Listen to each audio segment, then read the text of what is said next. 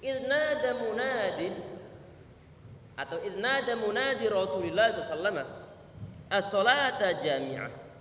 Tahu-tahu kemudian di saat dalam keadaan itu ada penyuruh Nabi Muhammad SAW. Artinya ada salah seorang di antara sahabat yang ditugaskan untuk mengumumkan sesuatu, baik nanti berupa suatu azan atau pengumuman yang lainnya. Ini munadi ini ataupun orang yang memberikan suatu info, orang yang mengumumkan ataupun yang mengumandangkan suara azan, dia mengatakan as-salatu jami'ah ataupun as-salata jami'ah. Ini ada perbedaan pendapat dari kalangan para ulama tentang istilah yang digunakan dengan sebutan as-salata jami'ah. Dari segi apa? Yang pertama adalah apakah ini memang seruan yang hanya khusus diperuntukkan untuk seruan sholat? Ada dua pendapat dari kalangan para ulama. Ataukah khusus untuk sholat? Pendapat yang pertama mengatakan bahwa ucapan ini as-salata jami'ah atau as-salatu jami'ah ini tidak hanya khusus untuk azan. Tidak hanya khusus untuk azan. Karena kenapa? Kata mereka sebagian di antara pendapat ulama ini untuk pendapat yang pertama adalah untuk seruan azan, untuk seruan sholat itu sudah ada cara khusus, sudah ada suatu bahasa khusus yang digunakan. Apa itu? Azan yang kita kenal. Azan yang kita kenal. Sehingga di saat dalam hadis ini disebutkan as-salata jami'ah atau as-salatu jami'ah ini tidak khusus diperuntukkan untuk memanggil orang-orang untuk sholat. Karena memang sudah ada bahasa khusus ataupun ada suatu lafaz-lafaz khusus yang disebut dengan sebutan azan sebagaimana yang kita kenal. Terus ini apa? Bisa disebut as-salat jami'ah. Maksudnya bagaimana? Adalah nyuruh orang-orang agar mereka berkumpul. Agar mereka berkumpul. Baik mungkin ada suatu hal yang penting akan disampaikan ataupun mungkin ada hal yang lainnya. Intinya untuk pendapat yang pertama as-salata jami'ah itu ada seruan kepada orang-orang diumumkan agar mereka berkumpul. Dasarnya apa? Dasarnya disebutkan dalam hadis ini. Disebutkan dalam hadis ini. Dalam hadis ini ya ikhwah, kalau kita perhatikan rasionalnya, qadarullah enggak tersambung di situ mungkin ada masalah di mana Allahu a'lam. Dalam hadis ini disebutkan oleh seorang munadi atau oleh seorang penyeru, dia hanya mengatakan as-salatu jami'ah. Tidak disebutkan tentang kronologi adanya solat. Tentang kronologi adanya solat. Yang disebutkan oleh perawi hadis ini yaitu sahabat Abu bin Amr bin As radhiyallahu anhu. Beliau mengatakan fajtama'na ila Rasulillah sallallahu alaihi wasallam. Di saat sudah diserukan as-salatu jami'ah, lalu kami pada berkumpul di sekitar Nabi Muhammad sallallahu alaihi wasallam tanpa disebutkan tentang mereka solat. Mereka solat. Ini adalah pendapat yang pertama. Pendapat yang pertama. Berarti hanya sekedar suatu seruan agar mereka itu pada berkumpul. Terlepas dari apakah disuruh kumpulnya itu karena untuk sholat atau karena untuk rapat, karena untuk musyawarah. Tadi ini adalah dalilnya dalam hadis ini. Sedangkan pendapat yang kedua adalah lafaz as-salatu jami'ah ini tidaklah diperuntukkan kecuali untuk sholat saja. Karena kenapa? Karena memang disebutkan kata solat di dalam lafaz ataupun dalam susunan tersebut. As-salatu jami'ah. Ada kata solat di sana. Kita disuruh untuk kumpul untuk melaksanakan suatu solat. Termasuk dalam kisah misalnya disebutkan dalam kisah yang sangat masyhur tentang sahabat Tamim Ad-Dari rahimahullah bersumberkan dari seorang sahabiah Fatimah binti Umais atau binti Qais, Fatimah binti Qais. Suatu saat di saat beliau lagi santai kemudian mendengar suara seru-seruan seorang munadi as-salatu jami'ah. Juga disebutkan kata-kata as-salatu jami'ah. Sehingga ini Fatimah binti Qais, beliau langsung datang ke masjid, fa shalaitu ma'a Rasulullah sallallahu alaihi wasallam. Kemudian kami ataupun saya salat bersama Rasulullah sallallahu alaihi wasallam. Kalau ini jelas disebutkan salat-salatnya. Ada seruan as-salatu jami'ah, kemudian disebutkan dalam kronologinya ada peristiwa pelaksanaan sholat di sana. Kemudian Nabi Muhammad dalam hadis tersebut beliau mengatakan tentang adruna lima jama'atu, kata beliau, apakah kalian tahu kenapa aku kumpulkan kalian? Para sahabat menjawab, Allah wa rasuluhu alam, hanya Allah dan juga Rasulnya yang tahu. Kemudian Nabi Muhammad beliau bercerita tentang sahabat Tamim ad-Dari. Artinya bahwa untuk pendapat yang kedua, as-salatu jami'ah ini diperuntukkan hanya khusus untuk sholat, karena memang dalamnya ada kata-kata salat. Untuk pendapat ulama yang kedua ini mengomentari hadis yang saat ini kita bahas tentang peristiwa yang disebutkan dalam hadis ini. Itu bagaimana komentar mereka? Komentar mereka adalah memang di dalam kronologi hadisnya tidak ada peristiwa sholat di sana. Nggak disebutkan oleh rawinya, nggak disebutkan oleh sahabat yang meriwayatkan hadis tersebut. Cuman biasanya di saat diserukan as-salatu jami'ah biasanya adalah kumpul untuk sholat. Yang orang-orang yang jauh dipanggil dengan suara adzan. Untuk orang-orang yang telah ada di dalam masjid diserukan ada as-salatu jami'ah. Untuk masalah apakah ini nanti untuk sholat sunnah atau sholat sisa ataupun yang sebagainya, ada pembahasan terpisah, pembahasan yang tersendiri. Tayyib. Kemudian di poin berikutnya ya ikhwah, tadi ini setelah diserukan as-salatu jami'ah, fajtama'na ila Rasulillah SAW. Kemudian kami berkumpul menemui ataupun bertemu dengan Nabi Muhammad SAW. Ini kata ulama, ini kenapa saat misalnya menggunakan seruan as-salatu jami'ah, misalnya di saat disuruh kumpul saja tanpa ada suatu kronologi sholat dalamnya. Kata mereka adalah biasanya Nabi Muhammad SAW itu beliau di saat mau mengumumkan sesuatu biasanya adalah setelah sholat, sehingga di saat ada suatu seruan as-salatu jami'ah, maksudnya adalah setelah nanti sholat selesai dilaksanakan, setelahnya akan ada pengumuman penting. Berbagai macam penafsiran disampaikan oleh para ulama tentang istilah as-salatu jami'ah. Faqala, kemudian Nabi Muhammad SAW beliau mengatakan, innahu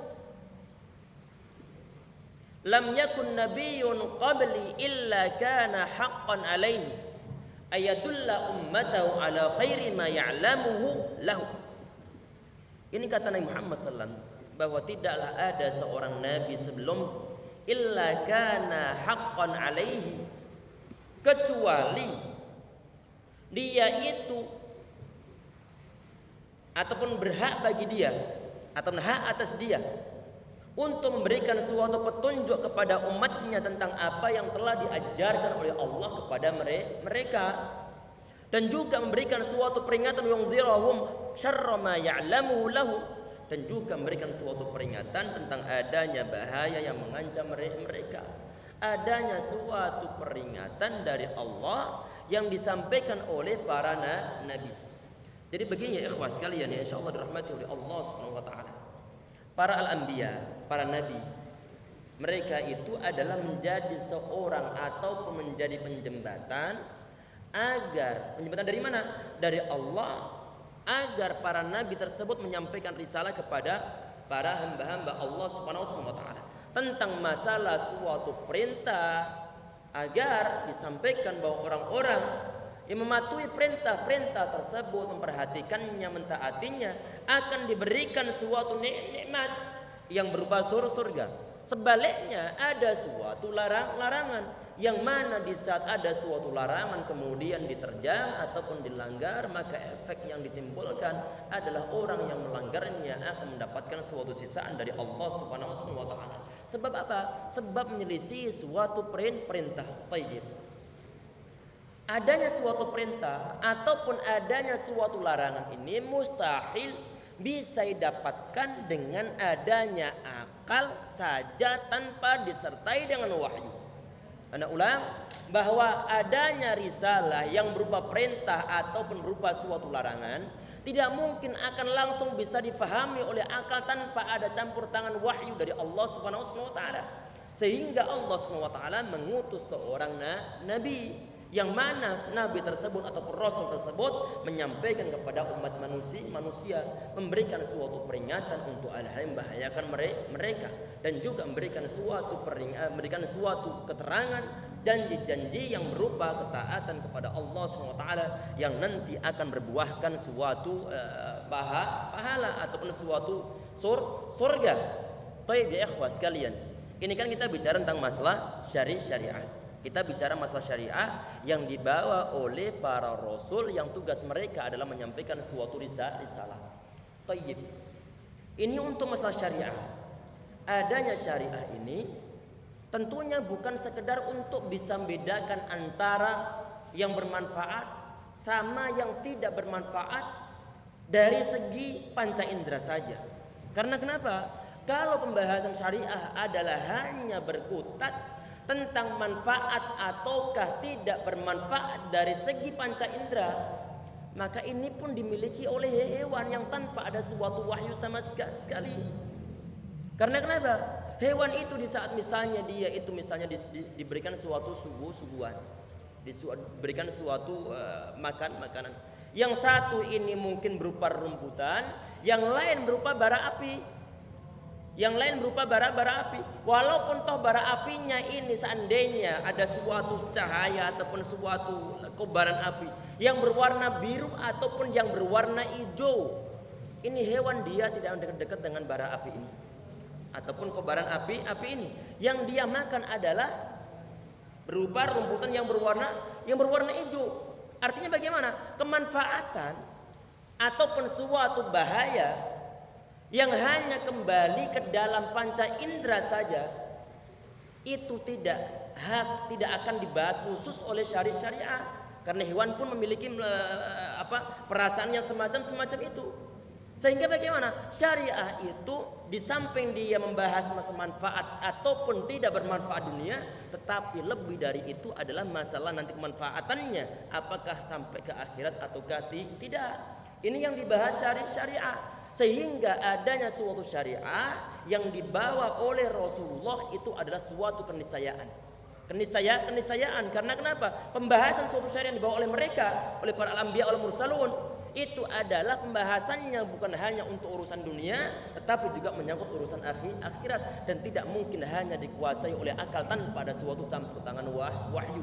Sehingga adanya nabi itu adalah untuk menerangkan tentang hal-hal yang bermanfaat dunia sampai nanti yang bermanfaat di akhirat. Sedangkan hal-hal yang tidak bermanfaat untuk dunia ataupun di akhirat akan diberikan juga peringatan oleh mereka. Di sini Muhammad SAW tadi itu beliau menerangkan bahwa para nabi sebelum beliau itu telah menerangkan, memberikan suatu petunjuk kepada umatnya tentang hal-hal yang telah mereka ketahui dari Allah SWT. Yang berupa apa?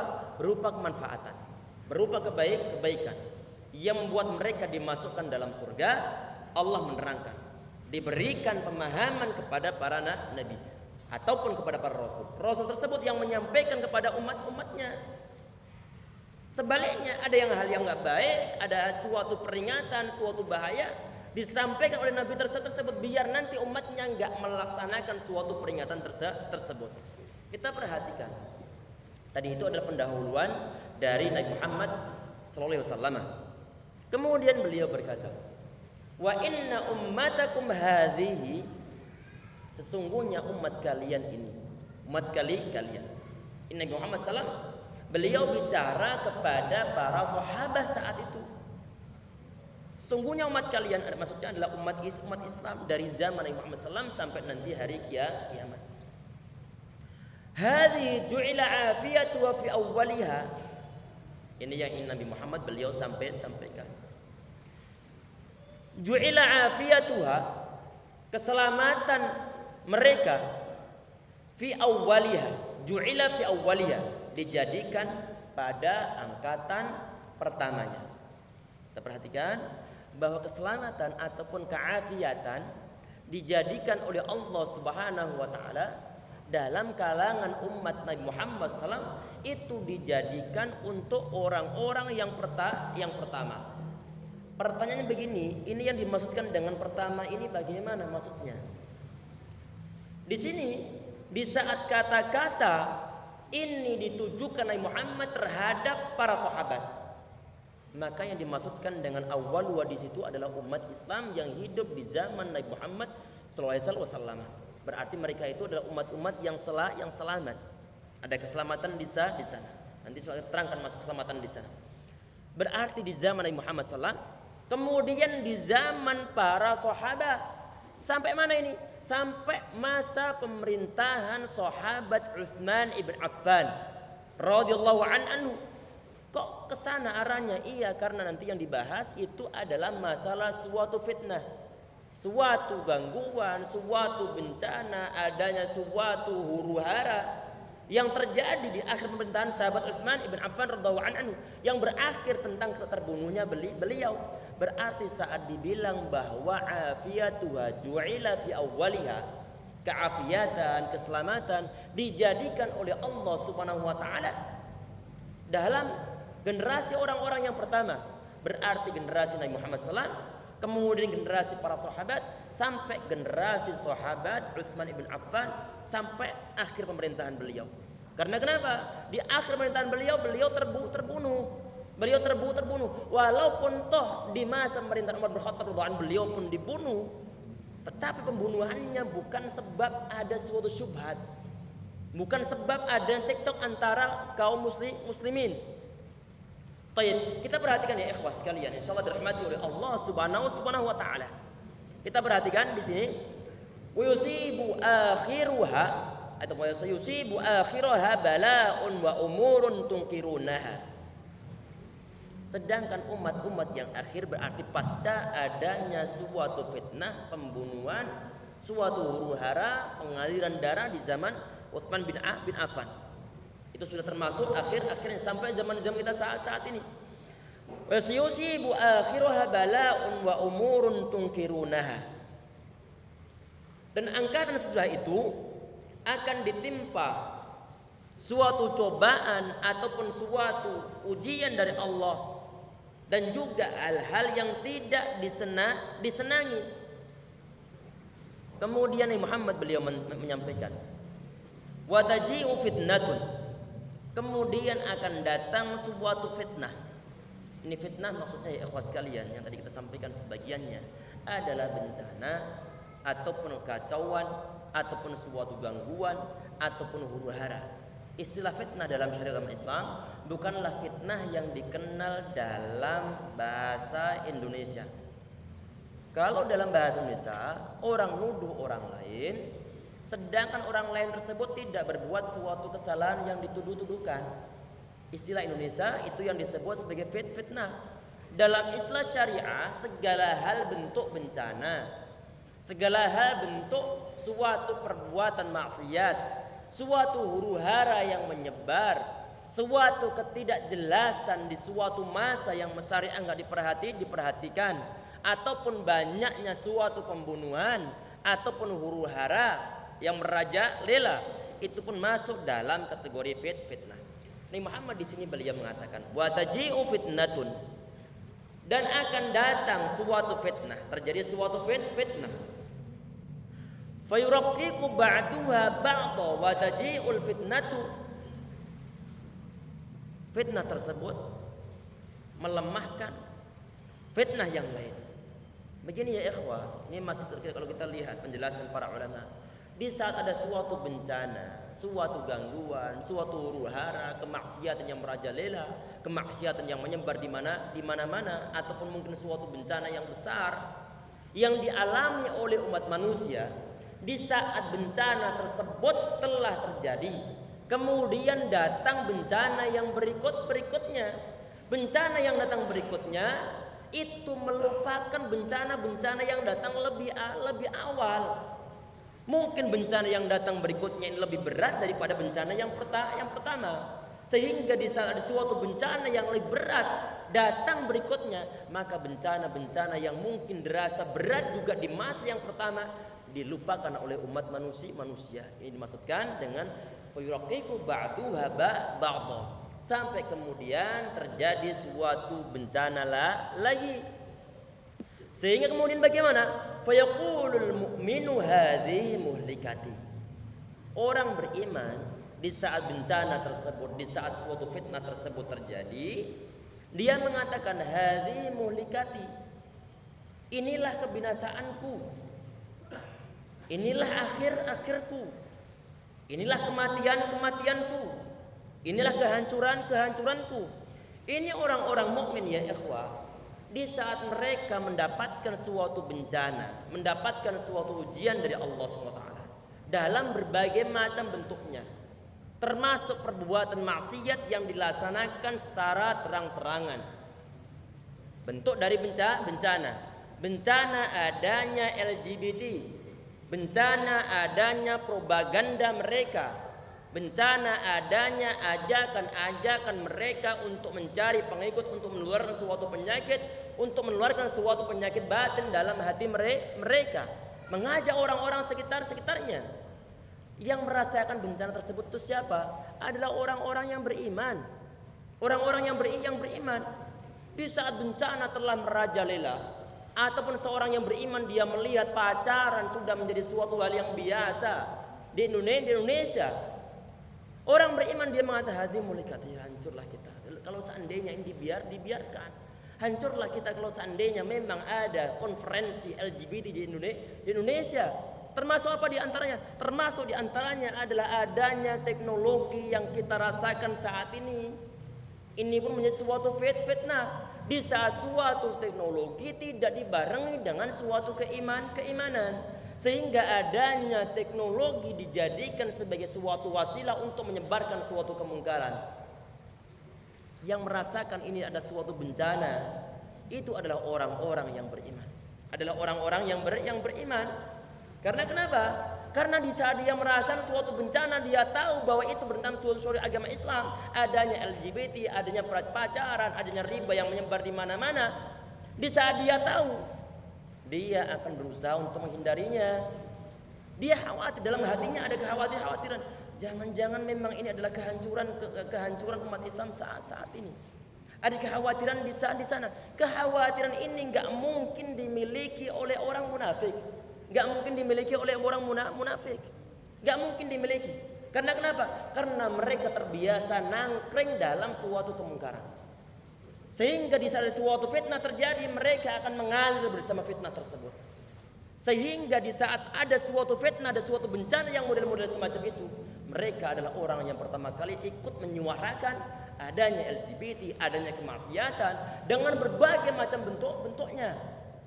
Sehingga orang-orang yang beriman khawatir di saat terjadi suatu hal yang bertentangan dengan suatu syariah agama Islam. Baik ya ikhwah sekalian, insyaallah dirahmati oleh Allah Subhanahu wa taala. Thumma tankashifu, saat fitnah tersebut, gangguan tersebut, godaan tersebut, bahaya tersebut telah lewat. Wa taji'ul fitnatu fayaqulul mu'min wa hadhihi. Kemudian setelah suatu fitnah terjadi, kemudian dia lewat, datang fitnah berikutnya. Lagi-lagi yang komentar itu adalah orang mukmin. Hadi. Kata para ulama, ini lebih berat daripada fitnah yang pertama. Lebih berat daripada fitnah yang pertama. Ya ikhwah sekalian, sudah menjadi sunatullah. Kemungkaran akan ada setiap zaman-zamannya. Sampai suatu masa ila masya Allah. Sampai suatu masa yang memang dikehendaki oleh Allah Subhanahu wa taala. Sehingga sebagian di antara perkataan sahabat Ali radhiyallahu anhu, beliau mengatakan, "Innalil fitani la tuhana." Sesungguhnya fitnah-fitnah itu memiliki orang-orang yang terjerumus, yang nangkring ikut melaksanakan dalamnya. Ada suatu fitnah, ada suatu bencana, ada suatu musibah, ada suatu perbuatan mungkar yang dilaksanakan di masyarakat, pasti ada orang-orang yang memang dia terjerumus di dalamnya. Sehingga bagaimana ya ikhwah sekalian, sehingga orang-orang yang semacam itu, khususnya orang-orang munafik yang enggak serius dalam beribadah kepada Allah Subhanahu wa taala, ataupun memang dia dalam hatinya, ataupun mungkin dia mengatakan, ataupun dia itu klaim bahwa dia adalah orang Islam, berhubung dia termasuk mungkin imannya iman yang lemah, ataupun mungkin dia munafiknya adalah munafik yang murni, sehingga di saat ada suatu info tentang masalah konser, tentang masalah masalah film ataupun yang lain sebagainya, dia paling pertama kali untuk update statusnya, seakan-akan mengajak orang-orang besok akan ada konser, ayo bareng-bareng ke sana, langsung ngajak keluarganya, langsung disediakan agenda khusus untuk nonton konsernya. Di saat ada suatu fitnah terjadi, suatu kemungkaran terjadi, maka sebagian di antara umat manusia dia sengaja seakan-akan diciptakan untuk berbuat suatu kemaksiatan. Termasuk misalnya ada lagi premier tentang suatu film, kemudian dia langsung japri ke temannya ataupun langsung nge-tag ke temannya, Mas bro jangan lupa besok tanggal ini kita datang bareng, lagi premier suatu film. Begitu ya ikhwan yang ada di zaman kita saat ini. Semoga kita, keluarga kita dijauhkan dari hal-hal yang buat Allah Subhanahu wa taala murka. Adanya kemungkaran yang merajalela di masyarakat di zaman kita saat ini ataupun zaman demi zaman adalah merupakan di antara bentuk dari suatu fitnah. Bentuk dari suatu fitnah. Fa yaqulul mu'min tadi ini, orang mukmin dia akan bilang, hadhi ini adalah suatu fitnah yang berat daripada sebelumnya, ini lebih berat lagi. Kemudian Nabi Muhammad SAW beliau menyebutkan adanya fitnah ini. Beliau memberikan suatu solusi ataupun suatu jalan keluar. Di saat fitnah tersebut terjadi, di saat huru-hara terjadi, di saat segala macam ketidakjelasan terjadi di zaman kita saat ini. Maka bagaimana? Kata Nabi Muhammad SAW, "Faman ahabba yuzahzah an-nari udkhala al-jannata falta'ti man niyatu wa huwa yu'minu billahi wal yaumil akhir." Ini adalah solusi yang pertama. Orang yang pengen dihindarkan dari neraka, dan juga pengen dimasukkan ke dalam surga. Falta'tihi man niyatu wa huwa yu'minu billahi wal yaumil akhir. Hendaklah dia menemui kematiannya dalam keadaan beriman kepada Allah Subhanahu wa taala dan juga hari akhir. Ini pesan Nabi Muhammad yang pertama ini ataupun tips yang pertama. Apa itu? Di saat keadaan fitnah telah merajalela di mana-mana, di saat ada suatu huru-hara merajalela di mana-mana, di saat ada suatu kemungkaran merajalela, kemaksiatan merajalela di mana-mana, bahkan masuk dalam keluarga kita, maka bagaimana jalan keluarnya? Orang yang pengen dimasukkan dalam surga dan pengen terhindar dari neraka, maka hendaklah dia meninggal dalam keadaan beriman kepada Allah dan juga hari akhir. Orang-orang yang mikir ataupun yang punya keimanan kepada Allah SWT, maka dia akan berkali lipat di saat dia memikir, berkali lipat di saat dia mau berbuat suatu kemungkaran. Akan berpikir berkali-kali lipat akan dia pikirkan. Apakah perbuatan saya ini membuat Allah SWT murka ataukah membuat Allah SWT ridho? Apakah perbuatan saya ini yang ngajak anak untuk nonton konser, apakah membuat Allah SWT murka ataukah membuat Allah SWT ridho? Perlu dipikirkan berkali-kali lipat. Perlu dia pikirkan juga di saat ada suatu kemungkaran yang diajarkan oleh ayahnya, yang disemarakkan oleh ayahnya, yang diberikan tauladan dari seorang ayah kepada anak-anaknya.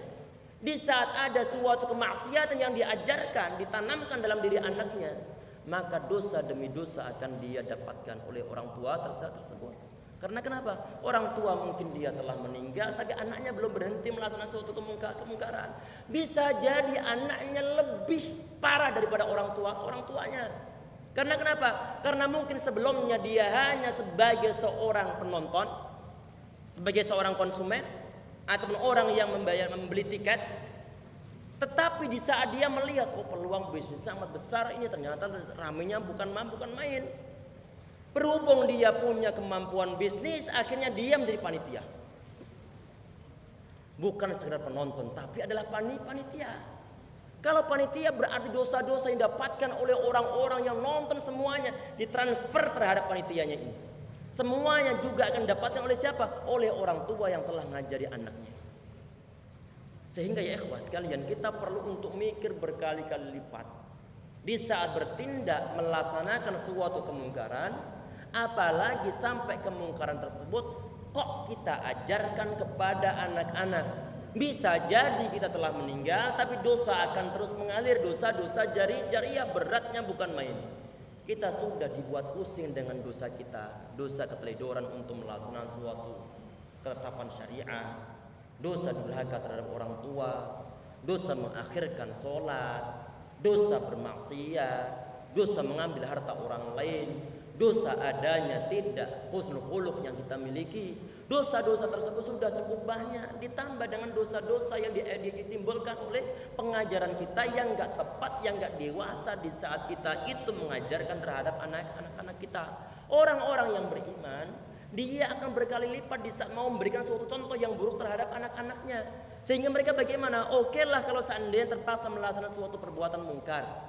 Karena umat manusia kadang-kadang dalam keadaan tertentu dia terpaksa melaksanakannya ataupun kalah dengan hawa nafsunya. Tetapi jangan sampai perbuatan mungkar tersebut, dosa tersebut sampai kemudian dilihat oleh si anak, sampai kemudian si anak niru. Kesalahan demi kesalahan dilaksanakan oleh orang tua.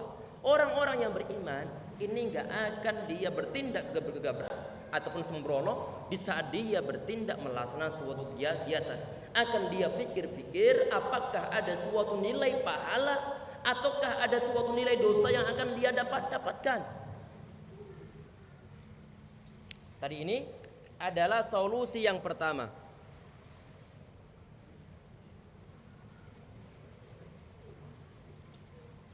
Kemudian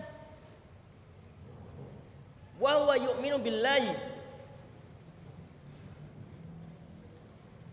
wal yaumil akhir, dan juga beriman terhadap hari akhir.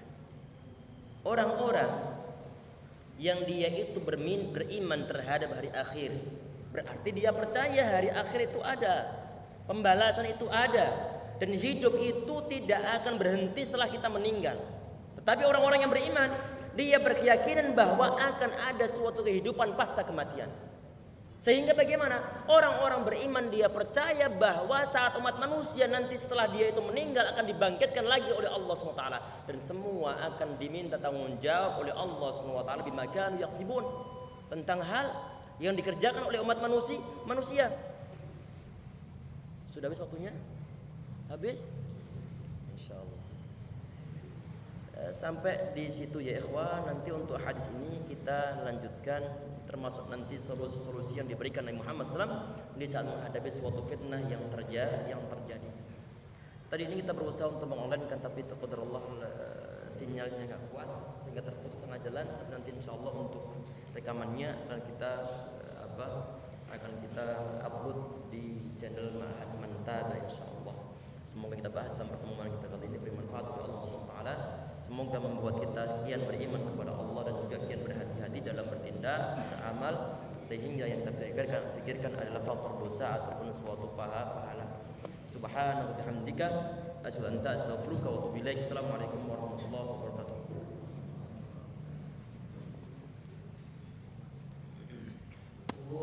Kenapa tadi nggak bisa?